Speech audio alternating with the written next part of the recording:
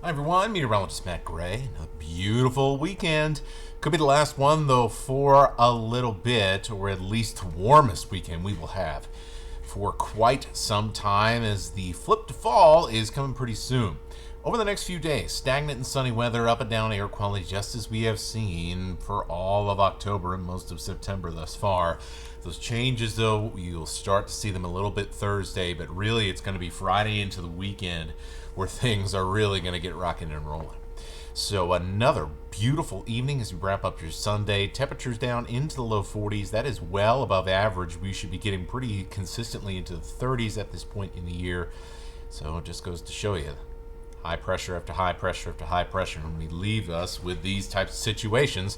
We'll get down to the 30s in Colville, 50s for Kellogg, 40s Spokane and Coeur-d'Alene, 50s for Lewiston through the overnight as well. Our highs again up in the upper 60s in places like Sandpoint. Most of us, though, sitting in the middle and upper 70s again around the inland northwest. It's been a little breezy at times as we go into the weekend. Not expected to see much in that department. Here's the smoke forecast, and this is important because we are seeing lots of fire activity over in western Washington. And unfortunately, I do think that those Cascades fires, once the winds begin to calm down a little bit, which they will as we go through the day on Monday, that stagnant sky, these stagnant skies, are going to eventually spread that smoke over to the east slopes of the Cascades, and certainly we could wake up to degraded air quality all the way from Oroville down the Okanagan River to Wenatchee, and even as far south as Moses Lake. So this is going to be what we're watching. It's kind of where the smoke plumes from those fires go as they stand up again on Monday afternoon. The little dot south of Spokane, that's a controlled burn. Nothing to worry about. Should not be a major smoke issue for us. All right, so here's the forecast. High pressure finally starts to degrade by the middle of the week, and then here is Friday night, much needed rain to the west side of Washington. They are in some serious trouble. One of the reasons why they've had some fire issues over the weekend.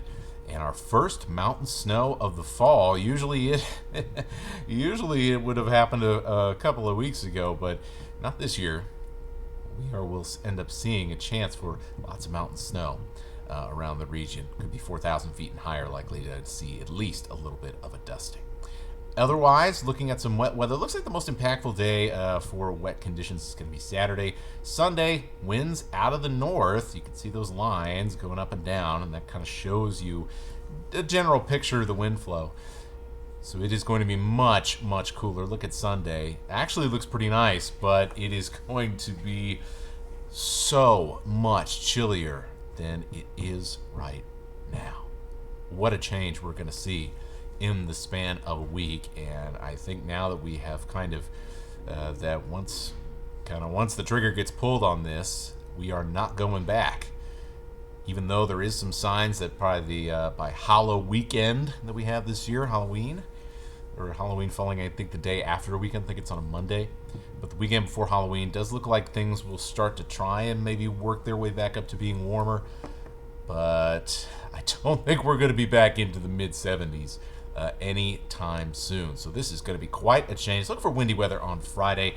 That will probably be our last day where we see fire and smoke impacts around the region. And I do think that at least for the inland northwest, for the most part, we should be okay with the cooler temperatures and less smoky conditions and much better air quality once we get to about 7 days from now. So until then, enjoy these last few days of gorgeous fall weather. And you may want to unpack the sweaters from storage, as we are going to have quite a dramatic change over the next 7 days. All right, we'll keep you updated. We'll be back in the morning. Mark Peterson will, as we continue to update this ever-changing forecast. We'll talk to you again soon.